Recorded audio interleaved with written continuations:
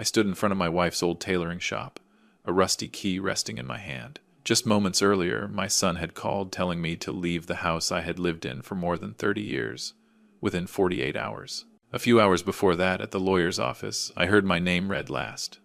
Not the mansion, not the money, just this shop. Daniel laughed. Brittany held up her phone and recorded everything. And in that moment, I realized something was deeply wrong with Margaret's will. Before I tell you what happened next, please subscribe and let me know in the comments where you're listening from. Thank you.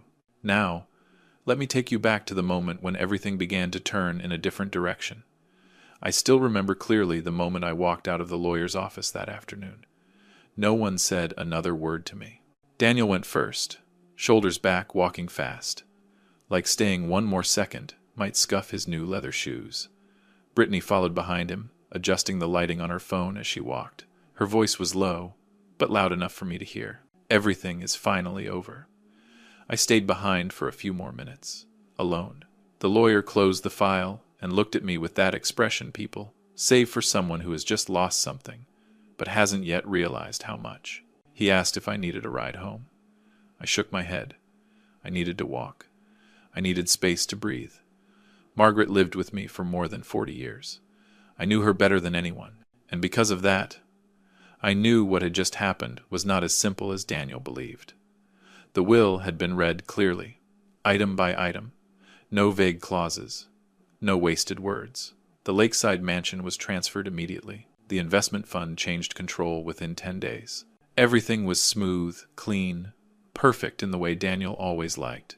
When it came to me, the room went silent. The lawyer cleared his throat. Then he read the name of the shop. Margaret's Threads. That was it. Daniel laughed, not even trying to hide it.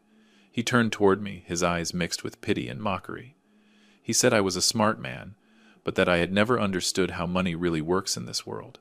Brittany leaned in and quickly snapped a photo of me with my head lowered, probably saving it for some story later about the sacrifices of the older generation. I didn't react, not because I wasn't hurt, but because I was thinking. Margaret never did anything at random. She didn't talk much, but every decision had a reason. An old tailoring shop, while the rest of the estate was divided so neatly. That balance made me uneasy. We returned to the house at the same time, and that was the last time I called that place home. Brittany stood in the living room, talking on the phone without lowering her voice. She spoke about temporarily packing up, about how the new mansion needed a completely different atmosphere. Then Daniel walked over and placed a stack of papers in front of me, a notice of property transfer. He said I had 48 hours to sort things out. I asked him where he expected me to go. He didn't answer. He just said everything had been decided legally, and that I should understand. I looked at the face of the son I once taught how to ride a bike, the boy I stayed up with all night when he had a high fever. That face now felt completely unfamiliar. That night, I didn't sleep. I packed only what I needed. Clothes, a few old notebooks, the watch Margaret gave me on our 20th anniversary. I didn't take much. I didn't know where I would end up, but I knew there was one place I had to go. The next morning I drove to the old district. The shop was there, tucked between two stores that had changed owners many times over the decades. The sign was old. The letters faded. Dust covered the glass. People passed by without looking. I parked the car and sat there for a few minutes. I had stood in front of this shop many times while Margaret was still alive, but I rarely went inside. It was her world. I respected that boundary. Now, that boundary was mine alone. The key sat in my coat pocket, heavier than I expected. I remembered Margaret placing it in my hand so calmly a few weeks before she passed. She only said, "If there ever comes a day you need it, it will open the door." I used to think she meant just this door. When I slid the key into the lock, my hand trembled slightly. Not from fear, but from the feeling that I was stepping into a part of my life I had ignored for far too long. The door opened with a dry sound. The smell of old fabric machine oil, and time itself spilled out. I stood still for a few seconds. Inside, nothing had changed since the last time I saw it. The old cutting table, neatly stacked rolls of fabric, the industrial sewing machines against the wall, everything was quiet. but not empty. As if Margaret had only stepped out for a moment, I closed the door behind me, and in that moment I understood something very clearly. If Margaret left this place to me, it was not comfort, and it certainly was not punishment. It was a reminder, and maybe a test I didn't yet know whether I was ready to face. I didn't turn on the lights right away. The dim glow from the front window was enough to make out the familiar shapes. I moved slowly, afraid of disturbing the silence Margaret had left behind. Each step echoed clearly as if the room itself was recording my presence after a long absence. I set my bag down beside the cutting table. That table had always caught my eye, even though I had never touched it before. It was too big for a small tailoring shop, too solid. When she was alive, Margaret used to joke that it was built to hold the weight of the whole world. I never asked what she meant. Now, I was starting to wonder. I walked a slow circle around the shop. The fabric shelves were arranged carefully by color and by texture. Everything had its place. Margaret never let disorder last long. I opened a drawer and found several notebooks. Not orders, not measurements. Short notes. Written in her familiar handwriting, but the contents felt foreign. Numbers, symbols, lines carefully crossed out. I closed the drawer. The instincts of a man who once worked in engineering began to stir. There was something here that didn't belong in an ordinary tailoring shop. I returned to the cutting table. When I placed my hand on the wooden surface, I felt an unnecessary thickness. I bent down and examined the legs. The joints were reinforced in a way I had only seen in structures built to carry heavy loads. No one does that just to cut fabric. I knelt and looked closer. Under the table there was a faint outline, almost hidden beneath dust and machine oil. If I hadn't been trained to notice structural details, I would have missed it. I pressed lightly. Nothing happened. I tried again, this time applying steady pressure.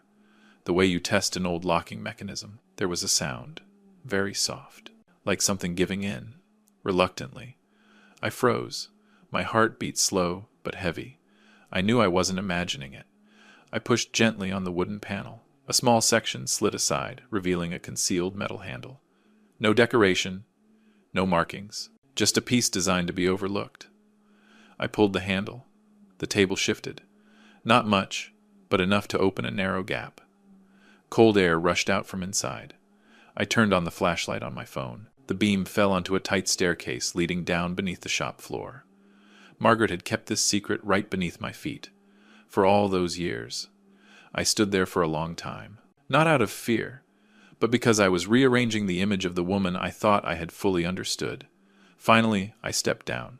Each stair was solid with a handrail. This wasn't built in a hurry. When my foot touched the floor below, the lights turned on automatically. That made me stop again. The room underneath was small, but complete. Soundproofed, clean. The walls were covered with noteboards, diagrams, and sealed samples. No sewing machines. No ordinary fabric. Instead, thin spools of fiber, each labeled with coded markings. I moved closer to a work table. Printed documents lay spread across it. Contracts, reports, and a thick file. I opened the first page. Margaret Thompson's name stood clearly at the top, followed by terms I recognized from my working years. Research. Testing. Process. Margaret hadn't just been sewing here. She had been researching. I sat down and read slowly. A new type of bio-based fiber. Durable, safe, biodegradable. The test results were recorded carefully, without a trace of unnecessary emotion. I recognized this style. This wasn't the writing of a craftswoman. This was how an engineer writes. I stopped at a contract. The logo of a biotech corporation stood out. Ethel Corp. A proposal for long-term licensing rights. The figures were clear. They needed no explanation. I closed the file and let out a long breath. While Daniel believed this shop was a burden, Margaret had placed something here that he never even knew how to see. I sat in that room for a long time. There was no feeling of victory, only a heavy silence. I thought about Daniel's laughter, about Brittany recording with her phone. They had looked at this shop the same way they looked at me. Outdated, irrelevant. I turned off the lights, went back upstairs, and slid the table into its original position. Everything looked exactly as before. If someone walked in, they wouldn't notice a thing. I locked the shop, held the key in my hand, and for the first time since Margaret passed, I understood why she left this place to me. Not so I could live off it, but so I could protect what she had quietly built. And right then, I knew one thing for certain. This story was far from over. It had only just begun, in a way Daniel and Brittany were not prepared to face. I didn't tell anyone about the room beneath the tailor shop, not because I was afraid of being discovered, but because I knew Margaret well enough to understand this one thing. If she had wanted others to see it, she wouldn't have hidden it so carefully. I locked the shop and left after dark, my mind crowded with questions that had no answers yet. That night, I came back, not to investigate further, but to stay. I laid an old blanket across the long bench in the corner. It didn't feel like being thrown out of my home. It felt like a shift, as if I was finally walking a path Margaret had drawn long ago, and as always, I was one step behind her. The next morning, I began to clean, not to change the shop, but to understand it. I wiped down every fabric shelf, every tabletop. Each object sat exactly where it belonged. Margaret never left room for chance. When I opened the drawer beneath the oldest industrial sewing machine, I found a measuring tape, worn. The edges faded with time. I picked it up out of habit, and immediately noticed it was heavier than it should be. I didn't rush. I sat down, placed the tape on the table, and looked at it for a long while. Margaret used to say the most familiar things are the best places to hide secrets. Carefully, I loosened the stitching at one end. Inside wasn't a plastic core, but a tightly rolled strip of thin paper. I unfolded it.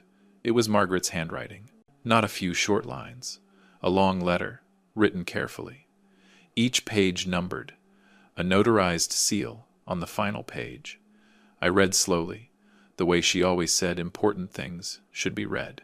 Margaret wrote that she knew exactly how Daniel and Brittany would react. She didn't blame them, but she didn't trust their judgment when money was involved. She said she didn't want to leave her estate to greed, and she didn't want me forced to fight my own son. She explained the will. Everything had been arranged to look clear, fair, and convincing. The investment fund Daniel received was no mistake.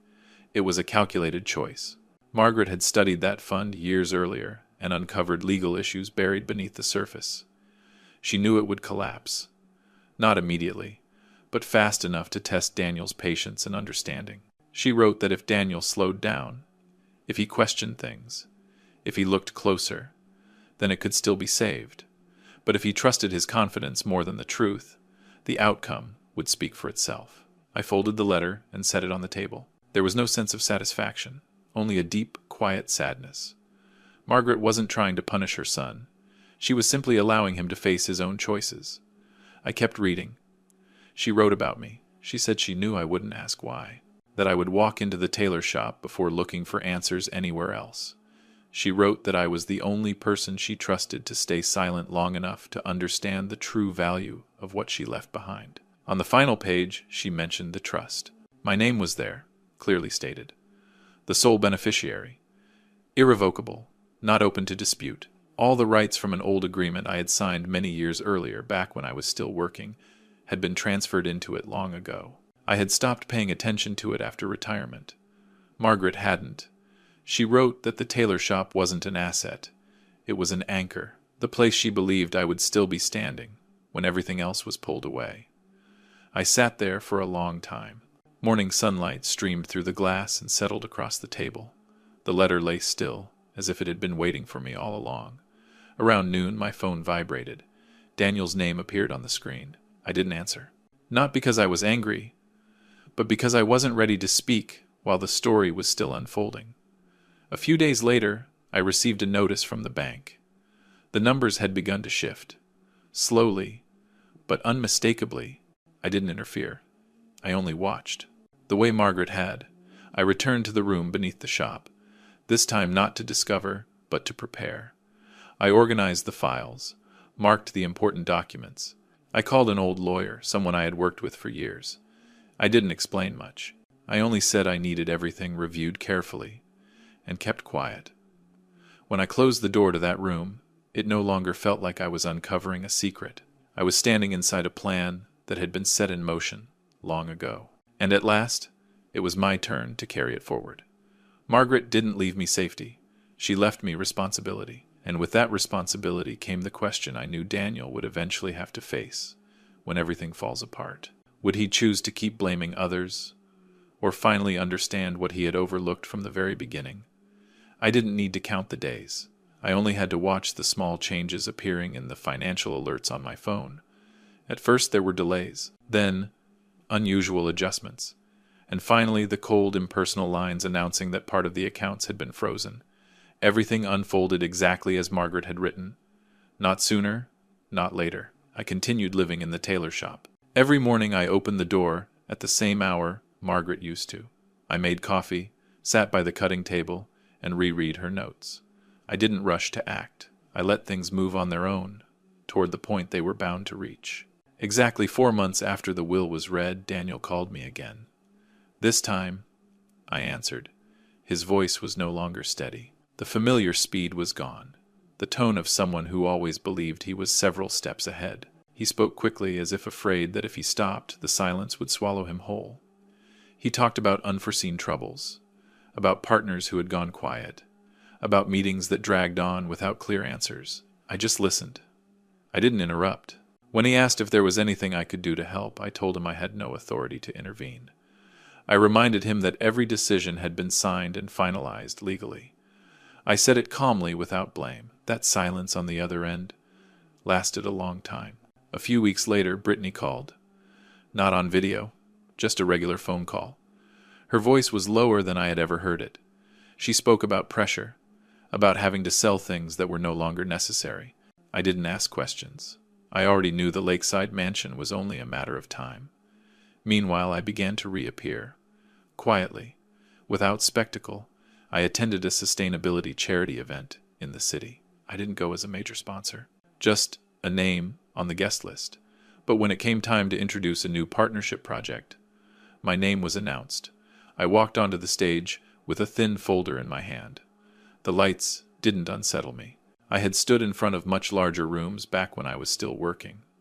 I signed the contract with Ethel Corp, activating the agreement Margaret had prepared long ago. The first payment was announced. No explanation needed. I knew Daniel was watching. I knew Brittany was, too. Not because I saw them, but because I understood how they watched the world. Through screens. Through things they could no longer control. After that event, everything moved faster. Loans were called in. Legal notices followed. The mansion was listed for sale, then seized before a suitable buyer could be found. Daniel stopped calling. Brittany came to the tailor shop. She stood outside the door for a long time before stepping in. No recording. No adjusting the light. She looked around, as if seeing the place properly for the first time. I didn't invite her to sit. I didn't ask how she was doing. I handed her a folder, copies of the trust documents, the licensing agreement for Margaret's technology. She read it, her hands trembling slightly. I told her everything had been decided long ago, not by me, but by the choices each of us had made. I told her this shop was no longer something they could dismiss. It was where Margaret placed her final trust. Daniel arrived later. He looked older than his age. His shoulders sagged. He no longer scanned the room with a judging gaze. He looked at me for a long time, then asked why I hadn't spoken sooner. I told him I had nothing to say. I hadn't set a trap. I had simply stood still while he walked into it. I told him Margaret had given him a chance. He hadn't recognized it. There was no shouting, no raised voices, only a long silence, heavier than any confrontation. At last, Daniel asked what I wanted. I told him I didn't want his money. I wanted him to work, not for me, but for a new fund, nonprofit, transparent management. I wanted him to use his knowledge to repair what he once looked down on. I told him Brittany would have to be involved as well, not as a public face, but as real labor, learning what it means to be responsible for what she promotes. They didn't answer right away. They left in silence. That evening, I locked the tailor shop and stood alone in the familiar room. I didn't feel victorious. I felt a circle slowly closing. Margaret hadn't tried to shield me from the world. She had simply placed me where I could stand firm when the world tested our family. I looked at the cutting table, the place that hid a truth far greater than its worn surface. And I understood that the real shock was never about money or the collapse of shiny things. It comes in the moment when a person is forced to look directly at themselves, with nothing left to hide behind. And I knew that for Daniel and Brittany, that moment was only just beginning. Daniel didn't come back right away. Neither did Brittany. I didn't push them. I understood that some offers, if made too early, sound like disguised charity. Margaret never taught me to do that. A few weeks passed. The tailor shop still opened every morning. I began fixing what needed attention, not to make it new, but to make it last. I kept the old sign. I kept the familiar smell of fabric. Only the room beneath the floor changed slowly, carefully, quietly. Daniel showed up one late afternoon. No appointment. He stood at the door waiting for me to look up. He looked thinner, not from lack of food, but from lack of sleep. He said he had reread all the documents I gave him, that he understood what he had overlooked. I didn't answer right away. I only asked him one thing. Was he willing to work, without a title, without final authority? He nodded. No hesitation. Brittany came a few days later. This time she didn't linger outside. She stepped in, looked around, and asked what she could do. I told her the work wouldn't look good on camera, and it wouldn't make for easy stories. She didn't argue. She just stayed quiet. The months that followed moved slowly. Daniel worked in a small room behind the shop, handling the books for the new fund. No salary, no bonuses, everything audited independently. Brittany worked with young designers. No filming, no posting. She learned how to listen. Some days she left the shop in silence, tired in a way stage lights had never made her feel. I didn't watch them closely. I observed from a distance, not to find fault, but to see whether change was real. Margaret used to say true remorse doesn't come from apologies. It comes from new habits. When the next payment from the technology agreement arrived, I didn't announce it. I let the system run exactly as it had been designed. The trust stayed where it belonged. I kept control, not because I didn't trust Daniel, but because I understood how easily people change with circumstances. One evening, Daniel stayed late. He said it was the first time he had seen money stop being the center of every decision. He said it made him uncomfortable, and lighter at the same time. I didn't respond. I just told him to turn off the lights before he left. Brittany changed more slowly, but her change was clearer. She spoke less, listened more. When a young designer failed to meet expectations, she didn't walk away. She stayed. I saw it in the way they greeted her every morning. Toward the end of that year, I made a decision I had thought about for a long time.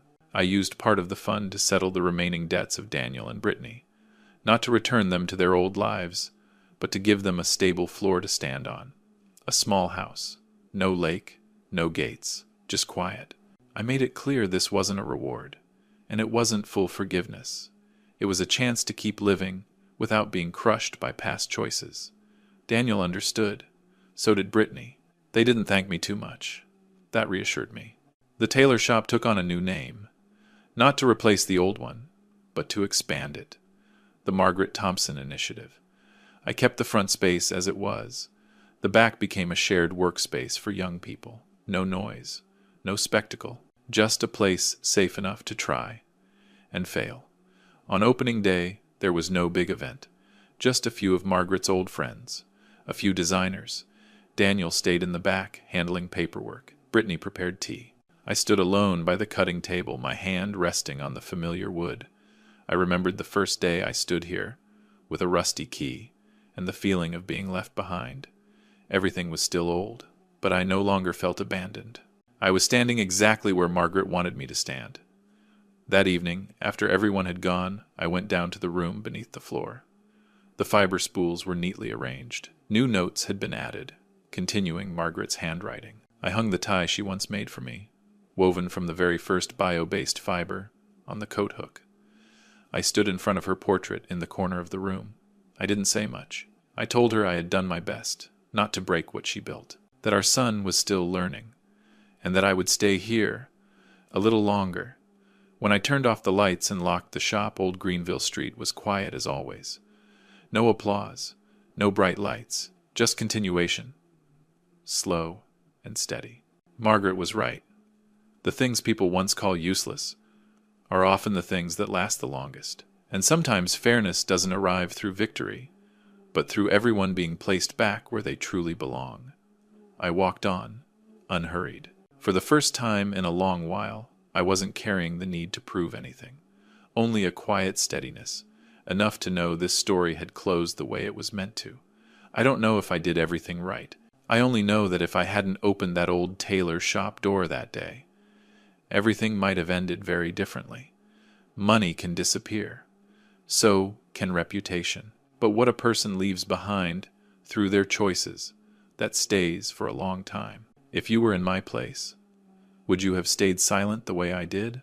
Or would you have spoken the truth sooner, if you stayed with me until the end? Thank you for listening to my story. If it made you think, or brought back a memory about your own family, leave a like so I know I didn't tell it alone. Subscribe for more stories like this, and share it if you think someone might need to hear it right now. Thank you for your time, and I wish you a peaceful evening.